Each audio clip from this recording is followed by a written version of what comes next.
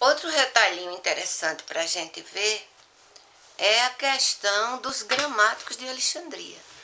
Porque todos nós sabemos que em Alexandria estava a Biblioteca de Alexandria e o Museu de Alexandria, né? É muito interessante, depois eu vou tentar traduzir essas palavras na linguagem do Lácio da Juju Confúzia. Então vocês podem até achar engraçado. Mas no museu haviam as musas, né? Essas divindades, essas, não sei, entidades, divindades, não sei de que maneira a gente possa qualificar, mas elas estariam ligadas a cada ramo do saber, não é? Do saber que era valorizado antigamente, né? Uma das musas era a musa da história, e havia a musa da música, a musa da mímica, a musa da poesia, né? Agora, eram ramos do conhecimento, era só uma forma de abordar, né? Depois das várias fases que a humanidade registra que tenham sido vividas, então chegou-se ao ponto de criar pai e pais, né? Na época não existia mães de nenhuma ciência, era pais de ciência, né? O mundo era meio distanciado da influência feminina, né? Era um mundo muito masculino, muito hétero. Mas as heterias eram clubes do Bolinha, né? As heterias dos gregos. Depois eu vou trazer. Não queria dizer que porque eram heteria, que quem participava daquilo era héteros, no sentido que a gente conhece hoje como héteros. Então a palavra, ela vai assim, correndo e se transformando. Né? Então vai perdendo completamente o entendimento que a gente tem. Mas não é isso que a gente vai falar agora. Né? Às vezes eu saio assim e a minha mente se distancia daquilo que eu queria dizer, não é, anteriormente. Vou ter, nem me lembro mais o que era que eu queria dizer. Acho que eu estava falando sobre os gramáticos de Alexandria. Então, os gramáticos, Karen Armstrong diz que a função dos gramáticos de Alexandria não era apenas estar mexendo com palavras, não. Existiam muitas funções.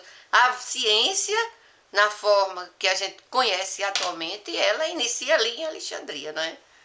Eu não sei como depois a gente vai poder desenvolver isso dentro da visão da Juju Confúzia. Não é dentro da visão acadêmica, não. Porque essa visão acadêmica, a Juju não segue muito, não, né? Ela tem ideias próprias.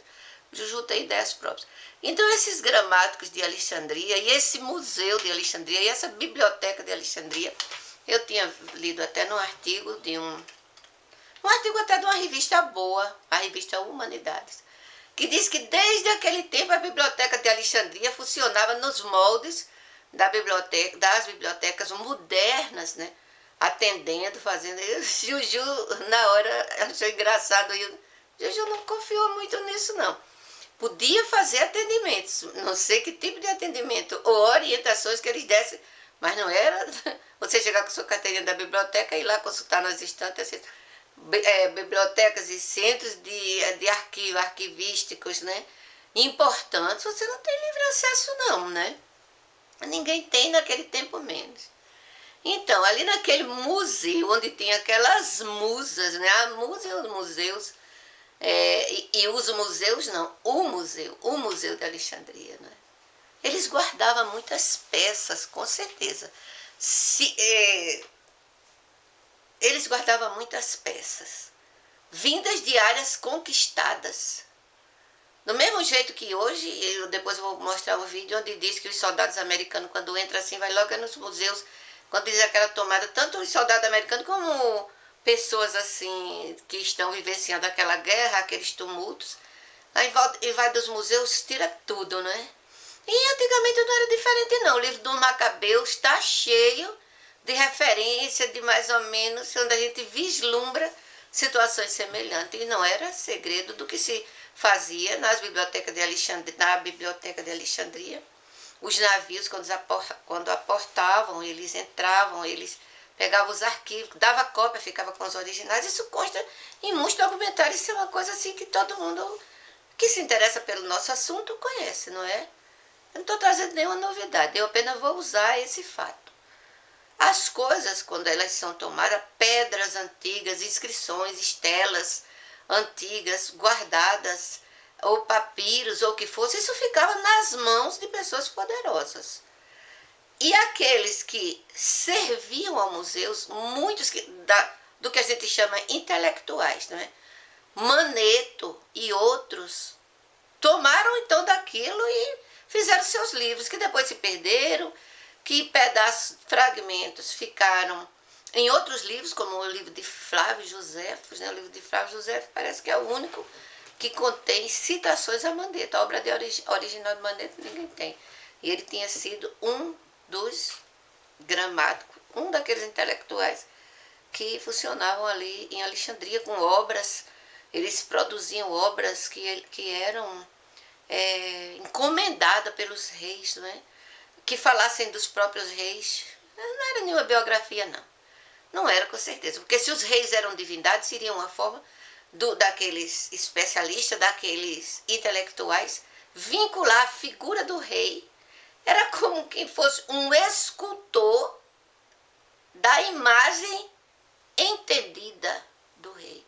Você vai fazer uma estátua de um rei, você chama um escultor, ele vai ali da pedra bruta, ele vai com o buril, vai talhando aquilo, daqui a pouco tá a imagem do imperador. E o gramático, ou não fosse essa a função do gramático, seja só o entendimento da Juju, ele com palavras, ele trabalhava a figura do rei, com palavras, com versos, com poemas, seria a imagem, a representação intelectual, moral do rei.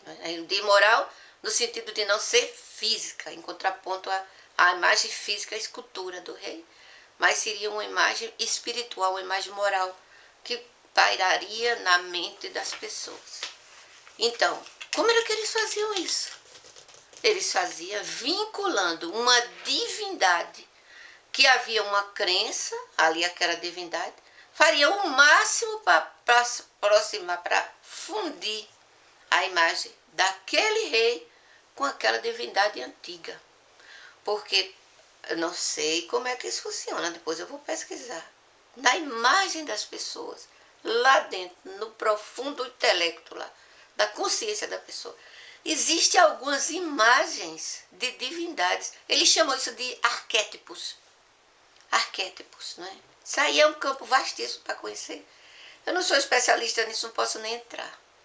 Mas eu vou dar alguns toques assim do que eu já li, não é? Eu não sou especialista em nada, não é? Eu sou só uma pessoa curiosa. Então eu vou trazer algumas coisas sobre isso. Então, aqui, mais o outro retalho é esse, é dizer que aqueles que trabalhavam na biblioteca, no Museu de Alexandria, diziam que era uma coisa só, a biblioteca e o museu era uma coisa só, não é? Até disso criou-se agora o modelo de haver uma biblioteca e um museu, não é? Há o Museu das Peças, na biblioteca estão os escritos. Agora, esse modelo chega até hoje.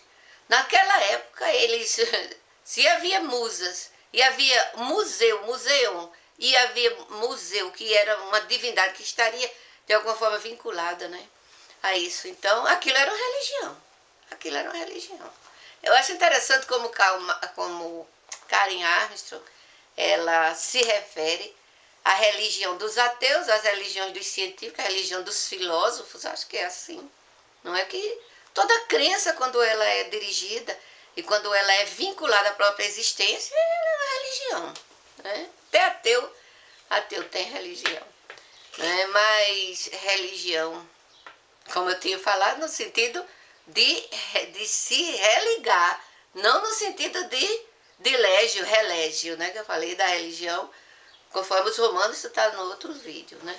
Então, esses gramáticos de Alexandria trabalharam muito, produziram muitas obras que ainda estão aí, não é? Flávio Josefo não era direto, assim, pelo menos eu ainda não encontrei referência a isso, que ele fosse ligado à Biblioteca de Alexandria. Ele era ligado, parece que diretamente à família dos Flávios, né? Do imperador Flaviano. Mas que havia um colégio dos Flávios. Depois eu vou encontrar isso onde está. Eu acho que é assim. Então, o que era que eles faziam? Eles produziam imagens do do imperador, do rei, imagens encomendadas, não é? Eles, é como diz assim, não farás imagens, não farás imagens de nada do que está abaixo da terra, acima dos céus, ou no mar, é coisa assim, que tem lá um versículo meio parecido. Não quer dizer imagem de escultura, né? Parece que nesse versículo fala diretamente, não fareis imagens de escultura. Mas quando você fala de imagem, você também fala dessa imagem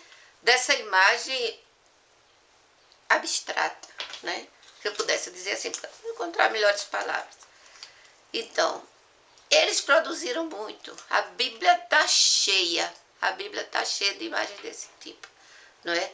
Onde determinada divindade ela é confundida com determinada personalidade do mundo, dos governos, dos líderes da época, não é?